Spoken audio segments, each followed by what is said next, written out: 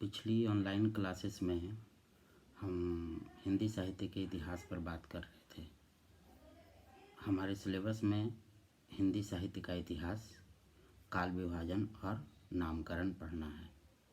पिछली क्लास में हमने आदिकाल के बारे में, उसके टाइम पीरियड के बारे में बात करते हुए हमने सबसे पहले इस बात को रेखांकित किया कि हिंदी साहित्य का इतिहास के अंतर्गत जो आदिकाल है, वो आदिकाल नाम के पीछे और क्या क्या तर्क हैं, उसके और क्या क्या नाम दिए गए हैं, उस पर चर्चा करनी थी।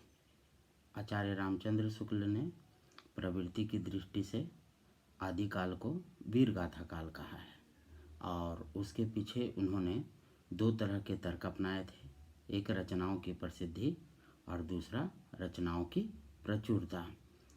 और रचनाओं की प्रसिद्धि और रचनाओं की प्रचुरता का तर्क लेते हुए उन्होंने उस कालखंड की 12 पुस्तकों का उल्लेख किया है, जिसके आधार पर उन्होंने वीरगाथा काल नाम दिया है। उसमें कुछ पुस्तकें हैं: पृथ्वीराज रासो, खुमान रासो, हम्मीर रासो, परमाल रासो, विजयपाल रासो, जयचंद्र प्रकाश, जयमयंक जस चंद्रिका, कीर्तिलता, कीर्ति पताका, विद्यापति की पदावली, अमीर खुसरो की पहेलियाँ, संदेश रासक। इनमें से कुछ पुस्तकों को छोड़ दिया जाए, जैसे विद्यापति की पदावली, अमीर खुसरो की पहेलियाँ और संदेश रासक, बीसलदेव रासो। ये सब जो है जनरली सामान्य तौर पर शुद्ध श्रृंगार पर आधारित काव्य है। उसमें वीरता के लिए कहीं कोई गुंजाइश नहीं छोड़ी गई है।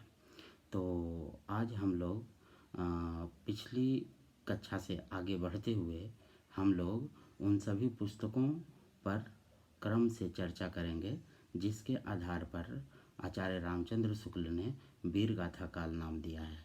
और ये वीरगाथा काल नाम क्यों उपयुक्त नहीं है, वो उन पुस्तकों के क्रम में, पुस्तकों पर बात करने के क्रम में अधिक अच्छे तरीके से स्पष्ट हो सकेगा। सबसे पहली पुस्तक की हम लोग चर्चा करने से पहले हम ये बताना चाहते हैं कि शुक्ल जी ने जिन रचनाओं का आधार लेकर वीरगाथात्मकता को प्रतिनिधि प्रवृत्ति घोषित किया है, वे तथ्य बड़े कमज़ोर हैं। उनमें से अधिकांश रचनाएं अप्रामाणिक हैं या तो सूचनात्मक हैं और कुछ उस काल सीमा से बाहर की हैं। तो सबसे पहली पुस्तक पर हम चर्चा करते हैं खुमान रासो के बारे में।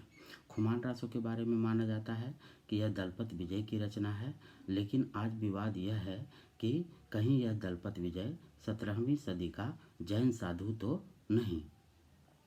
खुमान रासो में 9वीं सदी के राजा राज सिंह का भी वर्णन है और 9वीं सदी के राजा खुमान का भी वर्णन है और 17वीं सदी के राजा राज सिंह का भी। इससे यह सिद्ध होता है कि इसका सारा अंश प्रमाणिक नहीं है। दलपत विजय खुमान का समकालीन था या नहीं, इसकी भी कहीं से भी पुष्टि नहीं होती है। इसलिए इससे एक तरीके से यह स्पष्ट होता है कि ये जो पुस्तक है उतनी प्रमाणिक नहीं है। दूसरी पुस्तक है हम्मीर रासो। हम्मीर रासो के बारे में यह बताया गया है कि उसके सिर्फ 8 छंद प्राकृत पैंगलम नामक ग्रंथ में मिलते हैं।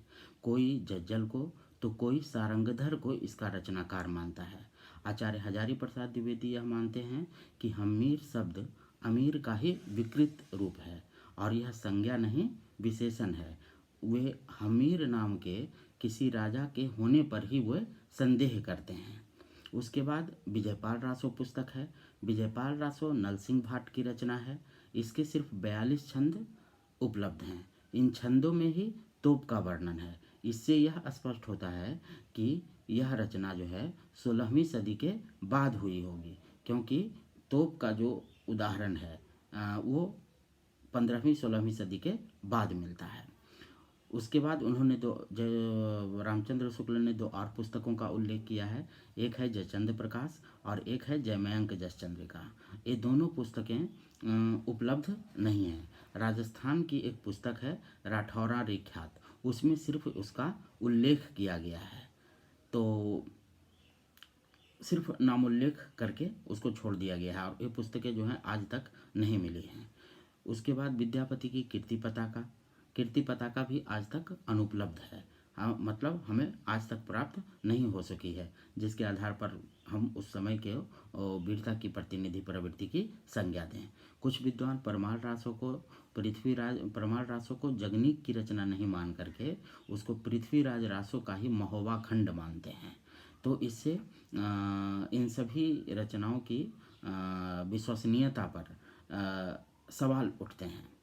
इस काल की सबसे चर्चित जो रचना है वो है पृथ्वीराज रासो, और वो सर्वाधिक विवादास्पद भी है।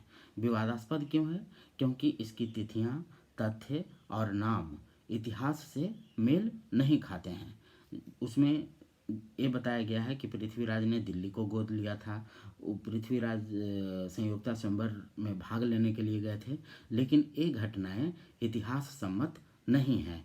दूसरा यह कि पृथ्वीराज की माँ का नाम जो है पृथा था, जिसे पृथ्वीराज रासो में कमला बताया गया है। पृथ्वीराज की बहन पृथा का विवाह समर सिंह के साथ होना, पृथ्वीराज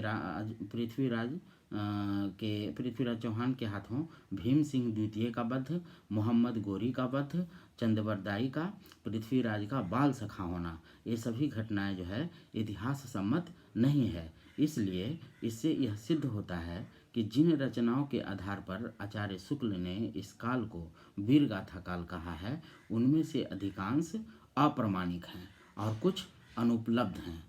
शुक्ल जी का इतिहास तर्क तथ्यों की अप्रामाणिकता के कारण असंदिग्ध हो जाता है। दूसरी बात यह कि वीरगाथा काल नाम देने से धार्मिकता की जो प्रवृत्ति है वो आगे चल कर के भक्ति काल में विशाल काव्यधारा का रूप लेती है, वह अलक्षित ही रह जाती है। धार्मिकता की जो प्रवृत्ति है वो सिद्धों और नाथों की रचनाओं में मिलती है। मूल रूप से अगर हम बात करें तो आदिकाल में 3 तरह की रचनाएं मिलती हैं। एक वीरगाथा वाली प्रवृत्ति से संबंधित रचनाएं, जिसको लेकर के आचार्य रामचंद्र शुक्ल ने वीरगाथा काल नाम दिया है। दूसरी जो रचनाएं हैं वो सिद्धोनाथों और जैनों की रचनाएं हैं। सिद्धोनाथों और जैनों की रचनाओं में जिसमें आम जनजीवन की अभिव्यक्ति हुई है और उसमें तंत्र मंत्र टोना टोटका आदि की रूढ़ियाँ अपनाई गई है, और इसी कारण आचार्य शुक्ल सिद्धोनाथों की रचनाओं को साहित्य नहीं मानते हैं। वो कहते हैं कि योग धारा जो है काव्य की कोई धारा नहीं है, और इसी आधार पर उसे साहित्य से बहिष्कृत करने का प्रयास करते हैं।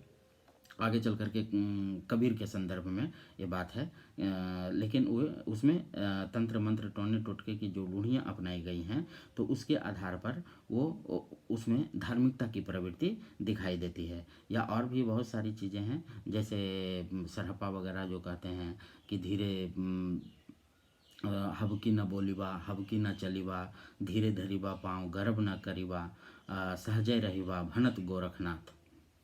ये गोरखनाथ का कथन है, सरहपा का नहीं। तो गोरखनाथ ऐसा कहते हैं। तो ये सब जो हैं वो सिद्धनाथ और जैन मुनियों की जो रचनाएं हैं उनमें धार्मिकता की प्रवृत्ति जो है वो मिलती है।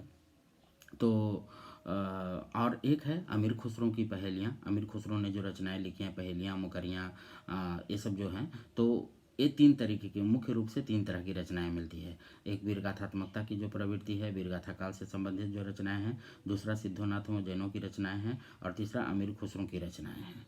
तो मैं ये कहना चाह रहा था कि वीरगाथा काल नाम देने से धार्मिकता की जो प्रवृत्ति जो सिद्धोनाथों रचनाओं आदि की रचनाओं में मिलती है, वह प्रवृत्ति अलक्षित रह जाती है, और यही धार्मिकता की प्रवृत्ति भक्ति काल में आगे चल करके विशाल धारा का रूप ले लेती है। सबसे बड़ी बात यह कि रासो कवियों ने उन सामंतों की वीरता का वर्णन किया है जिसमें अखंड राष्ट्रीयता का भाव था ही नहीं। वे या तो अपनी छोटी छोटी